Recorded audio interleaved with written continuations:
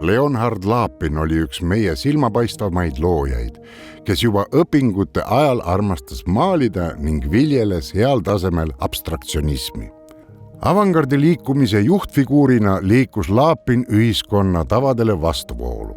Kirjutas Nõukogude kunstiideoloogiat kritiseerivaid artikleid ning luuletusi. Tema 80. aastate teise poole maalides kuulub märkimisväärne osa Eesti kunstimuuseumile.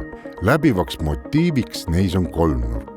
Sama kujund on motiiviks ka Zeusi ilmutustes, mis kujutab tumedast lõpmatusest kõrgemalt poolt maale langevat eredat valgust, mis maali alaosas hajub õrnemaks ja tumedamaks. Vastupidises suunas valgustugevust muutvad kujundid on kui üksteist tasakaalustavad ing ja jang, selgus ja lihtsus, mille üle filosofeeris Lapin sageli enda õpilaste ning teekaaslastega. Mässu ja vabameelne kunstnik on signeerinud teose vaid taha, jättes vaataja otsustada, kuidas maali seinale paigutada.